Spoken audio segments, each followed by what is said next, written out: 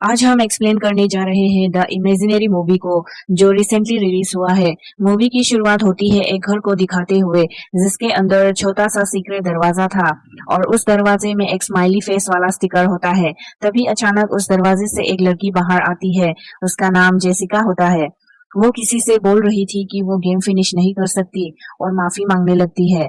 और वही दीवार पर उसी गेम की जरूरी पॉइंट्स लिखे हुए थे जिन पे जेसिका के हाथों से खून लग गया और वो बहुत घबराई हुई थी और ऐसे पीछे जाते जाते वो ड्राइंग रूम में आ गई जहां पर उसे ब्लड में एक प्लायर मिलता है जिससे किसी ने दांत निकाल लिया था। तभी अचानक जेसिका के डैड जिसका नाम बेन होता है आ जाते हैं। जेसिका के डैड को देखकर पता चलता है कि उसी ने अपना दांत निकाले हैं। जेसिका का डैड वही दरवाजे से बाहर आता है और अजीब सी बातें करने लगता है कि उसका दोस्त अब कभी वापस नहीं आएगा। उसे उससे बचकर जेसिका भागती है और बेन एक बड़े से स्पाइडर में बदलकर जेसिका का पीछा करने लगा। और जेसिका भागते भागते एक रूम में पहुंच जाती है जहां पर वो सोई हुई थी। अब वो खुद को ही जगाने लगी तभी वो स्पाइडर ने अटैक कर दिया जिसके बाद वो जाग गई। तब हमें पता चलता है कि वो सपना देख रही थी और ऐसे सपने जेसिका को रोज आती है। जेसिका का बॉयफ्रेंड मैक्स एक म्यूजिशियन है और उसके एक्स वाइफ से उसे दो बेटियां हैं। छोटी बेटी का नाम एलिस है और बड़ी बेटी का नाम टेलर। और जेसिका उनकी स्टेप मदर हुई। जेसिका बच्चों की किताबें बनाती है। मैक्स और जेसिका की बातों से हमें पता चलता है कि आजकल जेसिका को स्पाइडर वाली नाइटमेयर कुछ ज्यादा ही आने लगी है और इसलिए वो जेसिका के चाइल्डहुड घर में मूव करने का प्लान करते हैं। अगले सीन में हमें जेसिका की चाइल्डहुड को दिखाता है जब उसके पेरेंट्स ने घर खरीदा था। 5 साल की उम्र तक जेसिका अपने उस घर में रही थी लेकिन उसके बाद वहीं से उसकी मेमोरीज फेड हो जाती है। पूरा बचपन उसे याद ही नहीं। फिर जेसिका की पूरी फैमिली उस घर में शिफ्ट हो जाती है। जेसिका के बेडरूम के दीवारों पर आज भी वो ड्राइंग्स है जिससे वो बचपन में बनाई थी। इससे पता चलता है कि वो बचपन से ही बहुत ज्यादा क्रिएटिव थी। इमेजिनेशन और क्रिएटिविटी की इसमें कोई कमी नहीं। यही वजह है कि एलिस इसे पसंद करती है लेकिन बड़ी बेटी टेलर जेसिका को पसंद नहीं करती। उसे कोई नई माँ नहीं चाहिए। उनकी माँ फिलहाल मेंटल हॉस्पिटल में है क्योंकि वो दिमागी रूप से डिस्टर्ब है। उनकी माँ सेमेंथा ने एलिस का हाथ भी जला दिया था। जेसिका अपनी किताब की अगली कहानी पर काम करने लगी लेकिन उसे आइडिया ही नहीं आ रहा था क्या किया जाए। तभी एलिस आके हाइड एंड सीक खेलने के लिए जेसिका से पूछती है और जब वो दोनों हाइड एंड सीक खेल रही थी तभी जेसिका को उसके बॉस का फोन आती है तो वो बात करते करते बाहर चली गई लेकिन एलिस का खेल जारी था। तभी उसे बेसमेंट से किसी की आवाज आ गई थी तो वो अकेले ही नीचे पहुंच गई और वहां पर उसे मिला सेम वही दरवाजा जो हमने जेसिका के सपने में देखा था। यानी कि सपने में जेसिका इसी घर में होती है। इस डोर को खोलने पर एलिस को एक टेडी बेयर मिलती है और एलिस उस टेडी बेयर से बातें करने लगती है और उसने अपना नाम चौंसी बताया बिना कुछ बोले। यानी सिर्फ एलिस ही उसे सुन पा रहा था। फिर एलिस उसे अपने साथ ले गई अपने रूम में। थोड़ी देर बाद जब जेसिका वापस आई तो वो सीधा एलिस के रूम में पहुंची लेकिन एलिस ने उसे बाहर से ही जाने दिया ये बोलकर कि उसे कोई और मिल चुका है खेलने के लिए। जाते जाते जेसिका ने टेडी को देख लिया। उधर टेलर अपने विंडो के पास सेल्फी ले रही थी तो फोटो के अंदर उसे एक बुरी औरत दिखाई दी जो कि बाहर खड़ी होकर इसे देख रही थी। और जब टेलर बाहर चेक करने जाती है तो वहां उसे मिलता है उसका नेबर लियाम। बाद में जेसिका और मैक्स सुनते हैं कि एलिस योंची के साथ बातें कर रही थी। उसकी हंसी सुनकर जेसिका और मैक्स खुश होते हैं क्योंकि बहुत दिनों के बाद उसे हंसते हुए सुना। मैक्स कहता है कि भले ही एलिस ने इमेजिनरी फ्रेंड बना लिया कम से कम वो हंसने तो लगी है। लेकिन उन्हें ये नहीं पता था कि उनके बेटी के आसपास कोई बुरी शक्ति है और उसकी इमेजिनरी फ्रेंड को बार बार भूख भी लगती है। जब जेसिका अपनी किताब का काम कर रही थी तभी एलिस उसके पास आ गई हाथ में एक लिस्ट लेकर। चौंसी के साथ एक गेम खेल रही है जिसके तहत चौंसी ने इसे कुछ चीजें बोली है और एलिस ने लिख ली।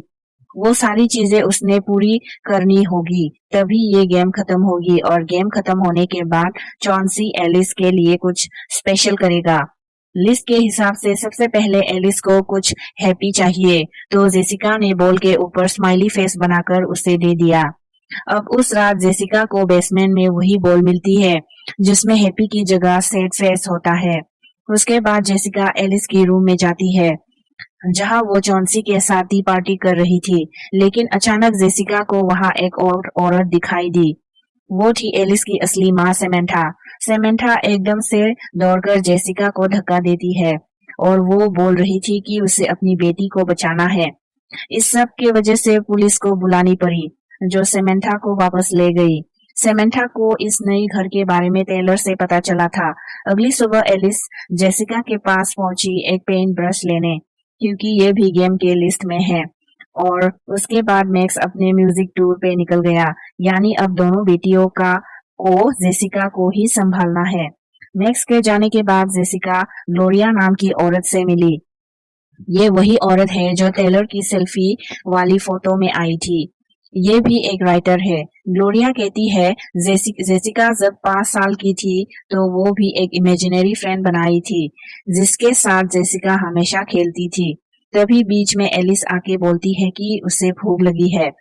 जेसिका घर आके खाना बनाने लगती है और एलिस आग को देख के डर जाती है क्योंकि उसकी असली माँ यानी समंथा ने उसका हाथ जला दिया था।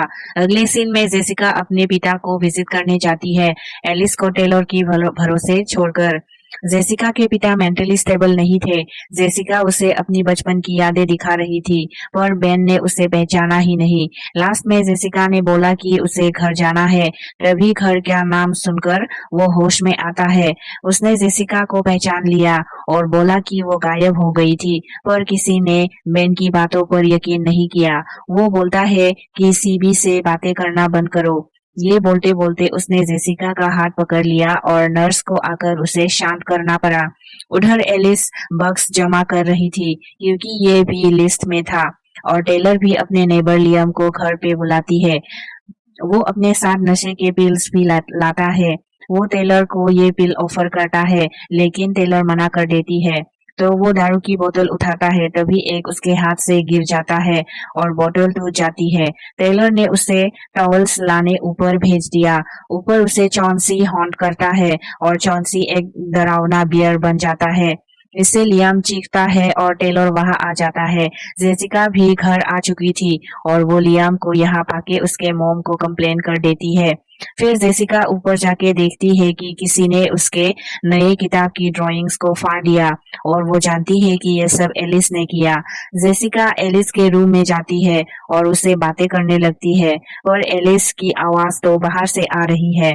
जेसिका खिड़की से बाहर देखती है तो उसे एलिस गार्डन में दिखती है और ब्लैंकेट के अंदर तो चॉन्सी था। यहाँ पर जेसिका उसकी गेम की लिस्ट देखती है जो ऑलमोस्ट कंप्लीट हो चुकी है। लिस्ट में लास्ट पॉइंट में था समथिंग दैट हर्ट्स, जो फिलहाल एलिस पूरा कर रही है।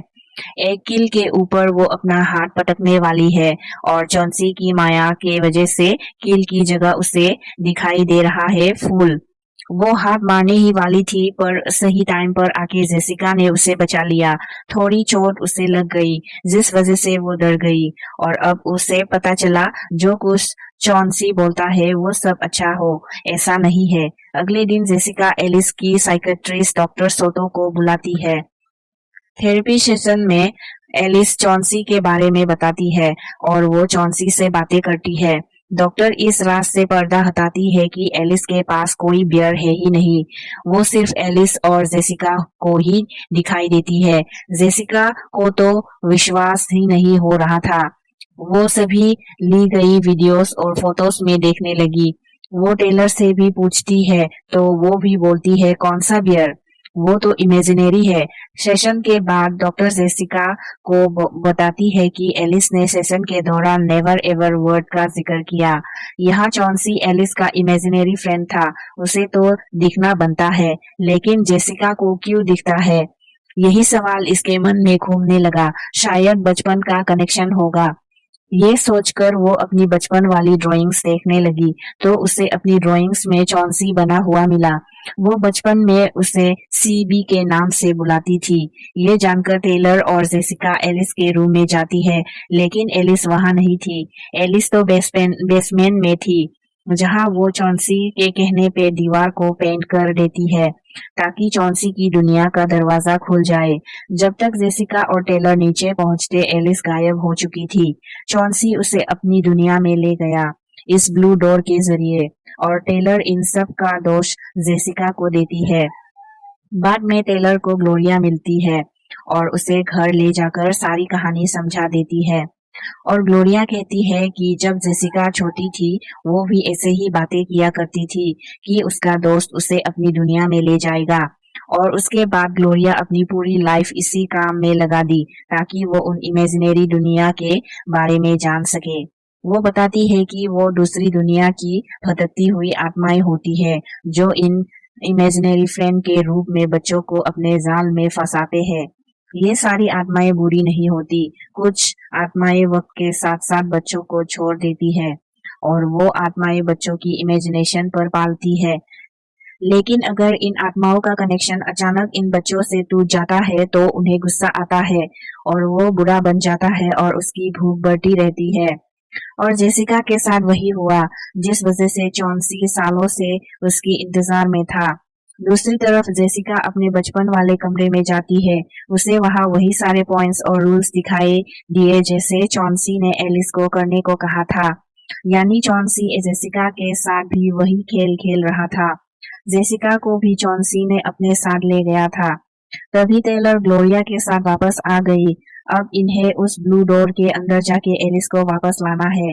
उसके अंदर जाने के लिए इन्हें लिस्ट की सारी लिखी हुई पॉइंट्स को पूरे करने होंगे और वो लोग सामान इकट्ठा करके उसे जला भी दिया और रिचुअल पूरा होने पर वो दरवाजा भी खुल गया और वो लोग चले गए उस नेवर एवर दुनिया में।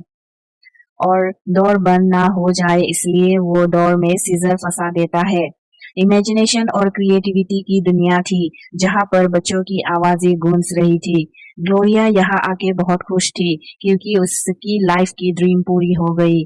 बाहर उसकी बातों पर कोई विश्वास नहीं करते थे पर ग्लोरिया हमेशा से ही सही थी।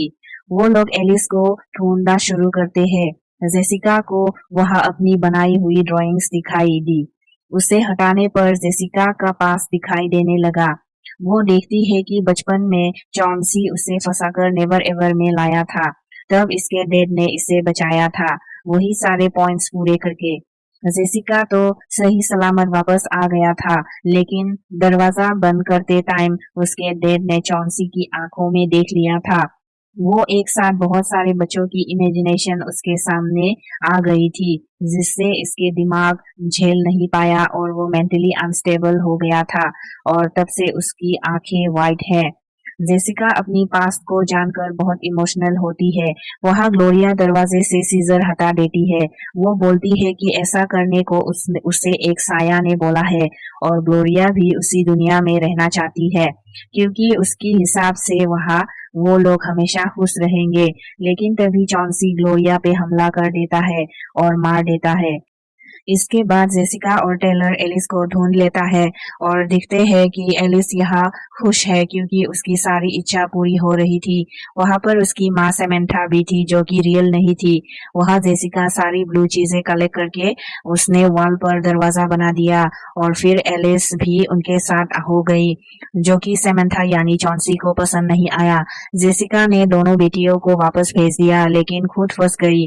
फिर जेसिका चौंसी की आंखों में सीजर मारकर वो पुराने दरवाजे तक आई और सीजर से ही उसे खोलकर उस दुनिया से बाहर आ गई। सब कुछ एकदम ठीक हो गया।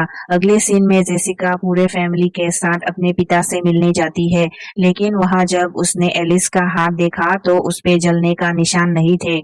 ऐसा इसलिए क्योंकि वो अब भी उसी दुनिया में कैद है। इसका मतलब एलिस तो बस एक बैग थी। चौंसी का शिकार तो हमेशा से ही जेसिका थी। चौंसी उसे वार्निंग देती है अगर उसने यहाँ से निकलने की कोशिश की तो वो उसके पूरे फैमिली को मार देगा। जेसिका उसकी बात मान जाती है। तभी वहां टेलर आके चौंसी पे अटैक किया और जेसिका को लेकर दरवाजे पहुंची तो चौंसी स्पाइडर बनकर उनका पीछा करने लगा। दोनों बाहर निकल गई लेकिन दरवाजा तो बंद करना था, तो वो दरवाजे पे ब्लैक पेन करने लगी। तभी स्पाइडर ने जेसिका को पकड़ लिया। उसकी आंखों में देखकर वो भी पागल हो जाती, पर तभी एलिस ने दरवाजे में आग लगा दी, जिससे स्पाइडर भी जल गया और दरवाजा भी बंद हो गया। तीनों घर से बाहर निकल गई। घर उनके सामने जलकर राख भी हो गया। इसके बाद वो तीनों एक होटल में जाते हैं, जहां एक बच्चा एक बियर के साथ खेल रहा था। ये देखते तीनों डिसाइड करते हैं दूसरा होटल लेंगे और वहां से चले जाते हैं। और लास्ट सीन में हमें वो होटल वाला टेडी दिखाता है, जिसको बहुत भूख लग रही होती है। और यहीं पे मूवी का दी एंड हो जाता है।